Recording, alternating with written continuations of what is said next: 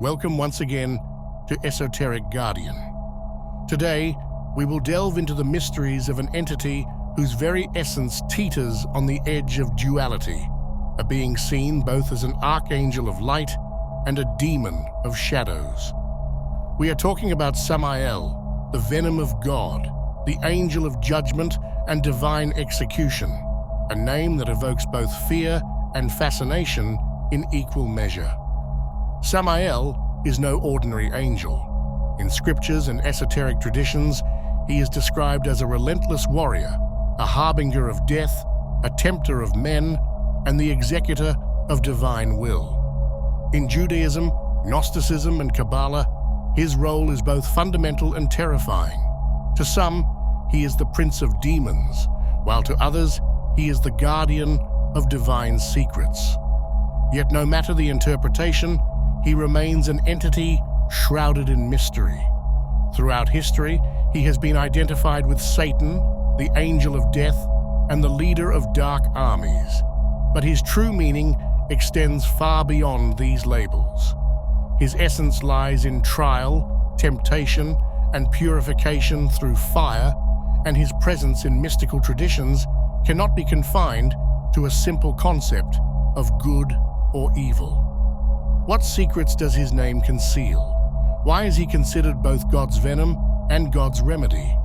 And most importantly, what does he truly represent within esoteric doctrines? Samael, the Venom of God. Samael's story is one of contradiction and mystery, a tale that weaves through the fabric of ancient texts, esoteric traditions, and mystical teachings. Unlike other celestial beings whose roles are clearly defined as either benevolent or malevolent, Samael exists in the liminal space between divine justice and chaotic destruction. He is both feared and revered, an entity that embodies both execution and transformation, both judgment and initiation. His name itself reveals his duality.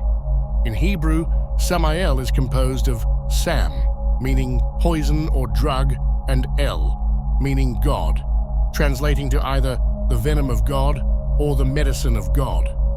This name alone suggests that his presence can be both lethal and healing, both a force of death and a path to enlightenment.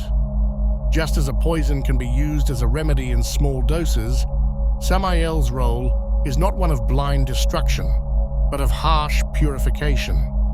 Those who fail his trials are consumed by their weaknesses, while those who endure are forged into something stronger. Samael's origins are deeply rooted in Jewish mysticism, where he was not originally seen as an enemy of God, but rather a necessary force within divine justice. He was described as the angel of death, the one who severs the connection between the soul and the body when a person's time has come. However, unlike the more neutral Azrael, Samael was feared because his methods were merciless and absolute. In the Talmud and Midrash, Samael takes on the role of the accuser, a celestial prosecutor who tests the faith and morality of human souls.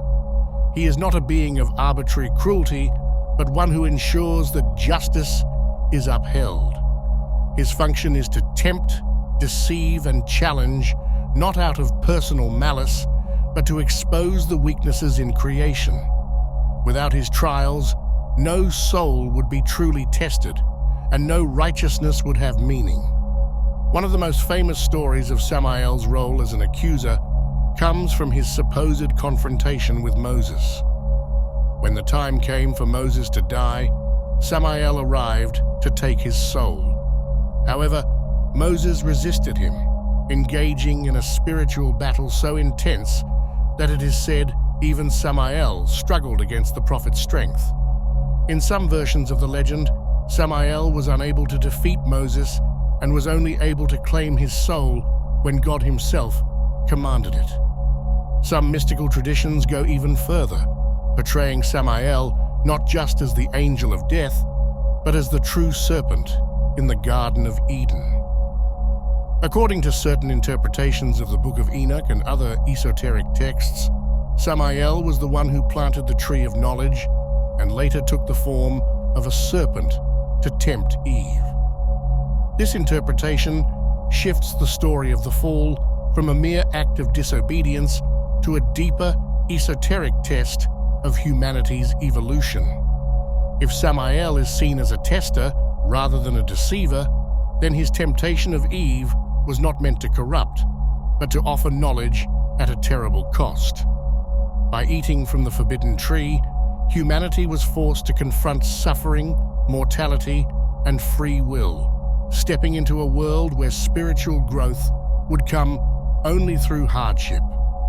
In this way, Samael becomes both the corrupter and the liberator. He is the reason why humanity was cast out of paradise, but also the one who gave them the potential for higher consciousness. This duality is why he has been feared, worshipped, and invoked throughout history. Samael in Judaism and Demonology. Samael's role in Jewish mysticism and demonology is deeply woven into the fabric of esoteric tradition, often appearing in conflicting and paradoxical forms. He is not merely the angel of death, but an entity whose influence extends far beyond the mere collection of souls. In rabbinic writings, he is portrayed as the celestial prosecutor, standing before God to accuse and test humanity. He is the force that exposes weakness, the adversary who ensures that divine justice is absolute. This does not make him evil in the traditional sense. His purpose is to enforce the law of the divine, not to defy it. The Talmud and Midrash present him as both the accuser and the enforcer of divine punishment. It is said that he was the angel sent to challenge the Israelites as they fled Egypt, accusing them of idolatry and unworthiness. He argued that their sins made them no different from their oppressors and that they did not deserve salvation. His role was not to decide their fate, but to make sure that judgment was delivered without sentimentality. He represents the cold, merciless application of divine law, devoid of compassion, yet necessary for the balance of the cosmos. The Book of Enoch expands upon his dark reputation, describing him as a prince among the fallen watchers, angels who descended to earth and corrupted humanity. Here, he is seen not only as a bringer of death, but as a being responsible for teaching forbidden knowledge. He is associated with those who revealed secrets to mankind, introducing them to arts and sciences that were once hidden. This further cements his role as both a corrupter and an enlightener, a figure who gives power at a terrible cost. Throughout later demonological writings, Samael's role continues to evolve. He is often described as the ruler of demonic forces, sometimes directly equated with Satan. Yet, this conflation is misleading. Unlike the Christian view of Satan as the ultimate embodiment of evil, Samael retains a judicial role, acting as both executioner and tempter. His existence serves a purpose. Without an adversary, there can be no trial. Without temptation, there can be no true virtue. In some medieval texts, Samael is associated with the governance of Rome, a city historically perceived as an enemy of Israel. This connection further emphasizes his role as the enforcer of divine retribution, overseeing nations and empires that rise and fall according to celestial decree. He is the one who ensures that no kingdom stands forever, that no mortal power can escape the consequences of its corruption. Samael and the Kabbalah. In Kabbalistic tradition, Samael is one of the most enigmatic and fearsome figures, often depicted as the prince of demons and the ruler of the Qliphoth, the shadowy, corrupted reflection of the tree of life. Unlike the divine Sephirot, which represent the harmonious attributes of creation, the Qliphoth embody the forces of imbalance and destruction.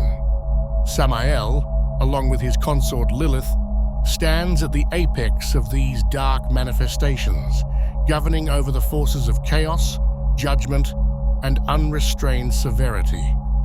Samael's association with the Sephira of Geburah is central to understanding his role in Kabbalistic mysticism. Geburah represents divine judgment, discipline, and severity, a necessary counterbalance to the mercy of Chesed. However, when Geburah's energy becomes excessive, untempered by wisdom or compassion, it transforms into its darker reflection, Golochab, the cliphotic realm of senseless destruction and unchecked wrath. It is here that Samael rules as the executor of divine fury, the force that burns away impurity, but when unrestrained, also becomes an annihilating fire that consumes all in its path. His bond with Lilith further deepens his dual nature. Lilith, often depicted as the embodiment of lust, temptation, and rebellion, represents the chaotic, feminine energy that opposes the structured divine order. Together, Samael and Lilith are seen as the dark king and queen, the male and female aspects of primordial chaos. Their union is not merely one of destruction, but of transformation, a necessary force that breaks down stagnant forms to make way for something new. Kabbalists do not view Samael as merely evil, but rather as a necessary force within creation. The world, according to Kabbalah, exists in a delicate balance between opposing energies. Just as the divine light creates, it must also destroy in order to maintain harmony. Samael, in this view, is both the judge and the executioner, the blade that cuts away excess and the fire that purifies the soul. However, when left unchecked, this force becomes dangerous, turning into cruelty and devastation rather than righteous justice. Some mystical traditions suggest that understanding and mastering the forces of Samael can lead to deep, spiritual transformation. He represents the trial by fire, the experience of suffering, destruction, and challenge that forces an individual to confront their darkest instincts. In this sense, Samael is not only an agent of judgment, but also a catalyst for enlightenment, a force that, when properly understood, can be integrated into a greater spiritual awakening. For those who delve into the deeper layers of Kabbalistic thought, Samael is a paradox, a bringer of both destruction and purification, a force of chaos that paradoxically maintains cosmic order. He is not simply an enemy of creation, but its shadowy guardian, ensuring that the universe does not stagnate in complacency, but is constantly tested and reforged in the fires of judgment. Entities of judgment and chaos. Samael is not alone in his nature. Throughout history, various mythologies and esoteric traditions have depicted figures that embody the same paradoxical duality, beings of judgment, destruction, and transformation. They are feared as harbingers of suffering, yet their role is essential within the cosmic order.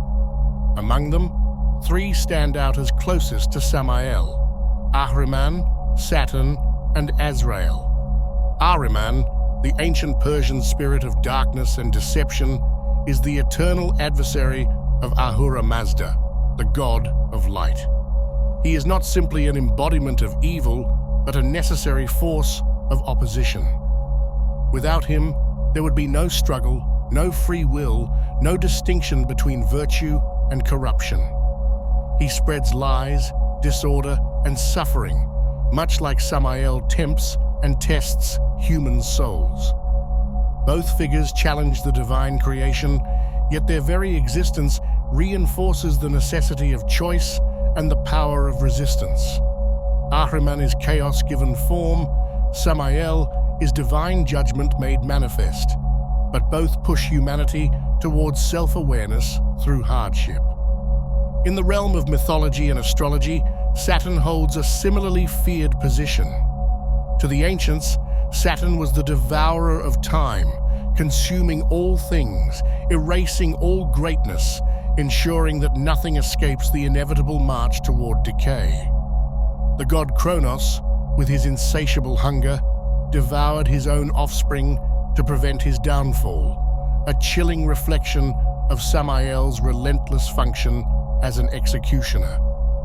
In esoteric teachings, the planet Saturn governs discipline, restriction, and karmic consequences, traits deeply intertwined with Samael's role as an enforcer of cosmic law. He is the great limiter, the force that ensures nothing remains untested, and in the flames of suffering, only what is truly strong survives.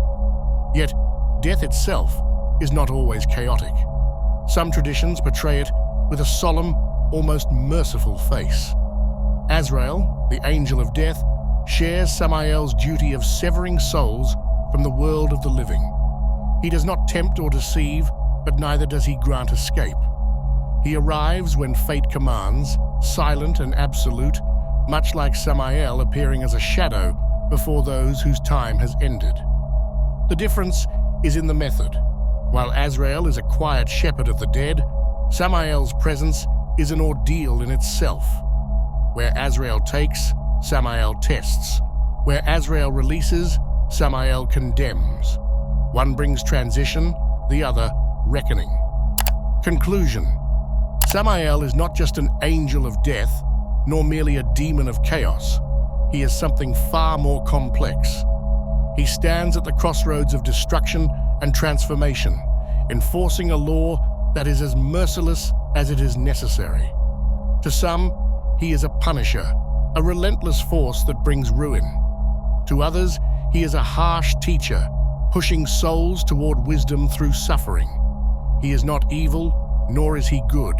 He simply is. His presence across different traditions proves one thing. Every culture, every belief system has recognized the need for a force like him. Without trial, there is no growth. Without hardship, there is no enlightenment. Samael is the fire that burns away weakness, the storm that leaves only the strongest standing. He does not tempt for pleasure or kill for sport. He exists to test, to judge, and to ensure that no soul remains stagnant. The true question is not whether Samael is a villain or a savior. The real question is, how do you face him? Do you resist, deny, and curse the hardship he brings? Or do you endure, learn, and emerge stronger on the other side? Because in the end, whether you realize it or not, every soul meets Samael at some point. If you want to keep diving into the hidden mysteries of the esoteric world, uncovering truths that others fear to explore, then make sure to like this video and subscribe. There's much more to reveal, and this is just the beginning.